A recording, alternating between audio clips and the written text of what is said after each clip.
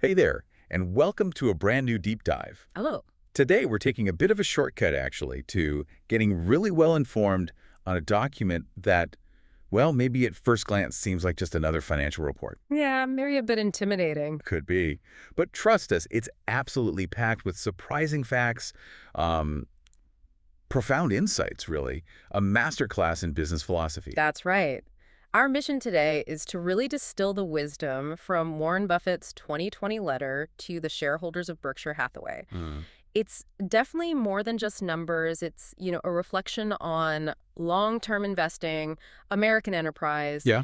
and the core principles that have driven one of history's greatest investors for, well, decades. Exactly. Yeah. We're going to try and pull out the most important nuggets here, connect the dots, and help you understand not just what happened in 2020, but maybe more importantly, why it matters and what you can take away from it. Sounds good. Right, let's jump in. Okay. So let's maybe kick things off with some truly astonishing numbers right from the start. Yeah, the performance figures are pretty remarkable. When you compare Berkshire's performance, say, to the S&P 500 over the really long haul, it's just incredible. It really is. So from 1965 to 2020, you've got Berkshire Hathaway's compounded annual gain at 20.0% 20% a year. for 55 years. And the S&P 500, even with dividends included, was 10.2%. Wow, almost double, compounded. And if you zoom out even further, look at the overall gain for that whole period. Okay. The difference is almost, well, surreal. Berkshire's market value went up by 2,810,526%. 2.8 million%. Yeah. Compared to the S&P 500's 23,454%. Okay, that really puts it in perspective. It just underscores this truly sustained, significant outperformance over, more than 5 decades. Right. And okay, drilling down into 2020 specifically, which the letter covers, even in what was a challenging year for many, the letter breaks down Berkshire's $42.5 billion in GAAP earnings. That's the reported profit. Right, the accounting number. Yeah. And Buffett emphasizes that $21.9 billion of that came from operating earnings, which he says are what really count most. That's the core business profitability. Exactly.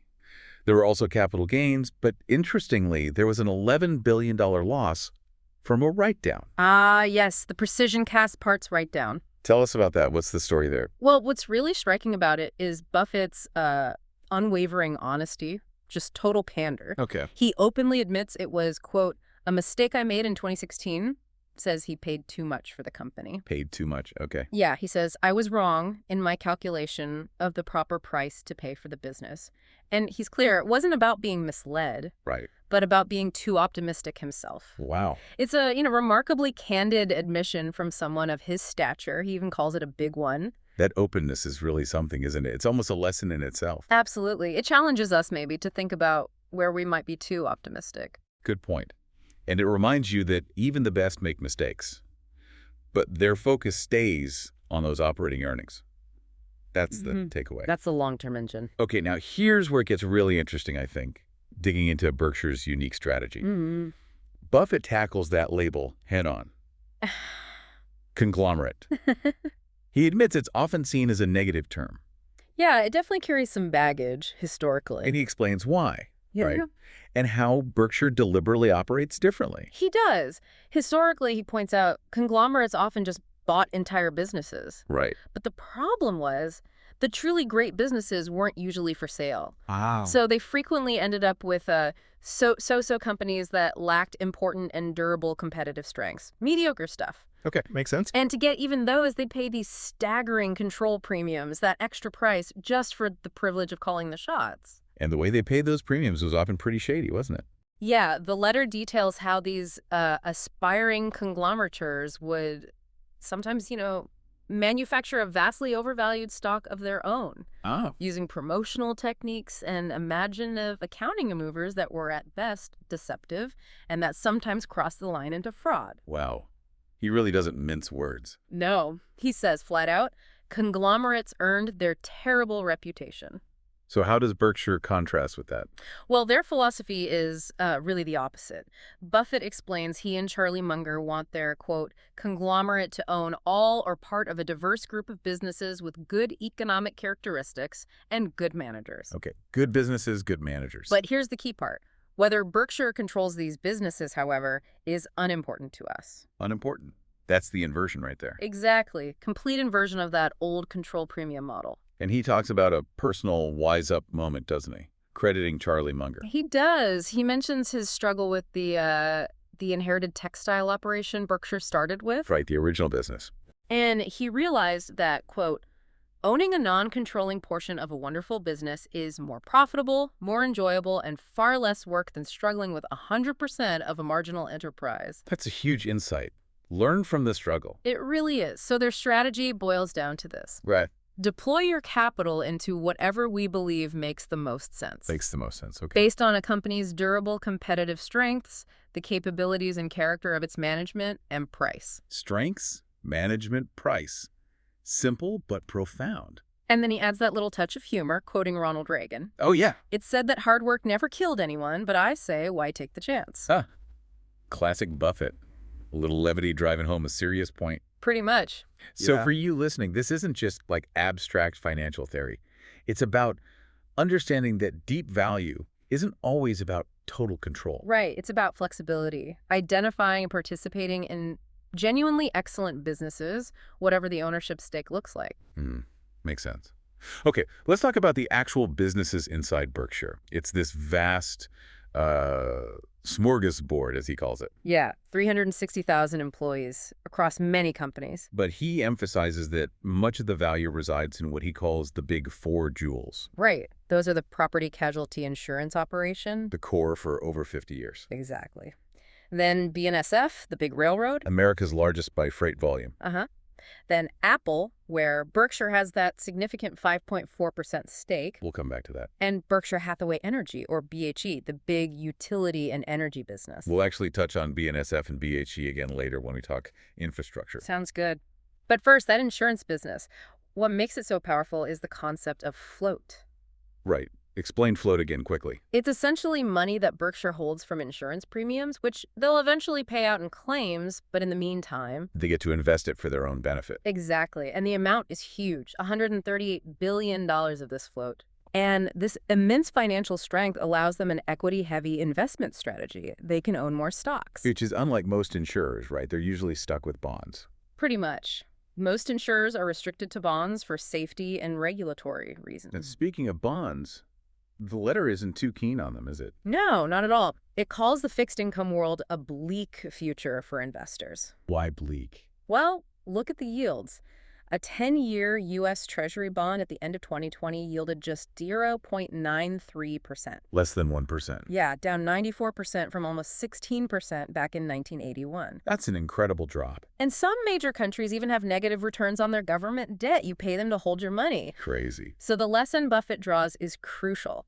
Avoid the temptation to make risky loans just to chase slightly better returns in this environment. Don't juice returns unsafely. He points out that very mistake destroyed the savings and loan industry decades ago. History lesson there. Okay, so float lets them avoid that bleak bond future. Now, let's connect this to another really interesting strategy. Share repurchases. Ah, yes. Buybacks. In 2020 alone, Berkshire spent $24.7 billion buying back its own shares. A significant amount. And the effect, he says, it increased existing shareholders' ownership in all of Berkshire's businesses by 5.2%. Right. And crucially, without requiring them to touch their wallet. Their slice of the pie got bigger automatically. Explain that a bit more. How does that work? Well, when a company buys back its own shares, those shares are essentially retired, reducing the total number of shares outstanding. Okay. So if you own shares, your percentage ownership of the entire company goes up, even though your number of shares stays the same. Got it. So it enhances the intrinsic value per share, the real underlying economic worth. Exactly. That's their focus. And they specifically contrast their approach with many CEOs who tend to buy back stock when prices are high, maybe to prop up the price or hit targets. Right, Berkshire says. Our approach is exactly the reverse. They buy back when they think the shares are trading below their intrinsic value. Which makes sense if you're trying to increase value for the remaining shareholders. Precisely. And the Apple investment is like the perfect case study of this. It really illustrates the compounding effect beautifully. So remind us, Berkshire bought Apple stock when? Between late 2016 and mid-2018, they acquired 5.2% of Apple for about $36 billion. Okay. And they get dividends from that, obviously. Regular dividends, yes. And they even sold a small portion in 2020 for an $11 billion gain. Right. So they sold some. But the letter says they still own 5.4% of Apple now. That's the kicker. How is that possible? You sell shares, but end up owning a larger percentage. It's a bit counterintuitive, but it comes down to two things happening simultaneously. Right. One, Apple itself has been continuously repurchasing its own shares, massively shrinking the total number of Apple shares out there. So the denominator is getting smaller. Exactly. Two, Berkshire was also repurchasing its own shares during this period. Right, the $24.7 billion in 2020, for example. So through this double effect, Apple shrinking its share count and Berkshire shrinking its own Berkshire shareholders, now indirectly own a full 10% more of Apple's assets and future earnings than they did back in July 2018. Even after Berkshire sold some Apple shares directly. Even after selling. It's quite remarkable. The letter quotes Mae West. What's that? Too much of a good thing can be wonderful. Ah, perfect. So for you, the listener, wrap your head around this. It's not just boring financial mechanics. No, it's a really powerful, maybe often overlooked way a company can compound value for its loyal, long-term owners. Patient capital allocation at its finest. You got it. Okay, let's shift gears a bit. The letter moves beyond the financials to tell some really great stories, what Buffett calls a tale of two cities. Yeah, celebrating American entrepreneurship, real bootstraps kind of stories. Right. We hear about See's Candy, which they bought way back in '72. Mary C. reinventing candy making. And Geico. Started in 1936 by Leo and Lillian Goodwin. Just $100,000 in capital. Yeah, with the idea to sell auto insurance directly to consumers, cutting out agents. A disruptive idea back then. Totally. And look at the growth. From about $238,000 in business in 1937 to $35 billion last year. Just incredible scaling. Then there are these great stories from Middle America. Like Omaha, Berkshire's hometown. Exactly. Jack Ringwalt started National Indemnity in 1940 with $125,000. What do they do? Focused on ensuring oddball risks, things others wouldn't touch, and somehow he made it work. Wow. Berkshire bought it in 1967. Apparently, the deal took 15 minutes, no audit. 15 minutes. Based on trust. Seems like it. And today, National Indemnity is, quote, the only company in the world prepared to insure certain giant risks. Found a unique niche. Amazing. And then there's Mrs. B, right? Ah, Rose Blumkin. Nebraska Furniture Mart. An immigrant, couldn't read English, started with $2,500 in 1936. Unbelievable grit. Her son Louis, a Purple Heart veteran from the Battle of the Bulge, joined her after the war. Together, they created this retailing miracle. And she worked until she was 103. Incredible. And NFM actually set sales records in 2020, even with COVID shutdowns. Wow. That says something about the business and loyalty. Absolutely. Then down in Knoxville, Tennessee, Okay. you have Jim Clayton, started Clayton Homes in '56, basically on a shoestring budget, providing affordable housing. And Big Jim Haslam started Pilot Travel Centers in '58 with just $6,000. Pilot truck stops, we know those. Exactly, grew from one gas station. Today, both Clayton Homes and Pilot have over $1 billion in annual pre-tax earnings. Each? Each. And together they employ about 47,000 people. So these stories, what's the conclusion Buffett draws? His unwavering conclusion, as he puts it, is simple. Never bet against America. A powerful statement, grounded in these real examples of grit and innovation. Yeah, it's a real testament to the underlying strength he sees in the American system. And, that belief ties directly into something else revealed in the letter, something that might surprise people. It turns out Berkshire Hathaway actually owns more American-based property, plant, and equipment, the physical stuff, the infrastructure, than any other U.S. company. More than anyone, even like AT&T or big manufacturers. More than anyone. Their depreciated cost for these fixed assets is $154 billion. AT&T is second at $127 billion. Wow, I wouldn't have guessed that. How does that fit with the idea of preferring asset-light businesses? Well, he acknowledges that paradox. Yeah. He says, yes, the best results occur at companies that require minimal assets. Right, high margins, low capital needs, like See's Candy, maybe? Exactly. But then he adds, asset-heavy companies, however, can be good investments. Indeed, we are delighted with our two giants, BNSF and BHE. The railroad and the energy company, part of the Big Four. Right. It shows a diversified, pragmatic approach. They'll invest where it makes sense, even if it's asset-intensive.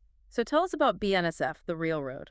Okay, it's America's largest railroad by freight volume, carries about 15% of all the non-local freight in the U.S. Huge scale. Yeah, that's massive. And since Berkshire bought it in 2010, BNSF has invested a staggering $41 billion back into its fixed assets, tracks, locomotives, infrastructure. 41 billion. That's a huge capital need. It is. Maintaining 23,000 miles of track across 28 states isn't cheap. No kidding. But despite those massive investments, BNSF has still paid Berkshire $41.8 billion in dividends since the acquisition. So it requires huge investment, but it also generates huge cash. Exactly. A foundational cash-generating engine for Berkshire. Okay, and what about BHE, Berkshire Hathaway Energy? You said it's even more unique. Yeah, in one specific way. Unlike most electric utilities, it pays no dividends on its common stock. Zero. No dividends at all. That's unusual for a utility. Very. He calls it a Spartan policy. All its earnings are kept within BHE. Why? Where does the money go? It's absorbed by what he calls a massive makeover needed for the country's electric grid. Modernization. Ah, investing in the grid itself? Exactly. BHE has this huge $18 billion commitment to rework and expand a big chunk of the outdated grid, mostly out west. $18 billion. Yeah, it's a massive project that actually started back in 2006 and isn't expected to be fully done until 2030. Wow, that's a multi-decade investment horizon. Decades. Yeah. So for you listening, this part of the letter really drives home that long-term thinking. Yeah, investing in fundamental, essential infrastructure. Even if it's incredibly costly and means no dividends for potentially decades, it's about belief in those necessary long-term improvements. A very different mindset than short-term market focus. Totally different. Okay, so we've covered a lot. Performance, strategy, buybacks, these amazing entrepreneur stories, infrastructure. As we wrap up our dive into this 2020 letter, what's the common thread? We see this consistent philosophy running through it all, don't we? I think so. Whether it's the incredible long-term outperformance or redefining what a conglomerate can achieve. Right, or the strategic use of repurchases to boost shareholder value. Or even that quiet, monumental investment in the actual physical backbone of America. It all reveals this unique blend. It's sharp financial acumen married to these really enduring values. Enduring values is a good way to put it. It really underscores the power of patience, you know? Yeah. And trust.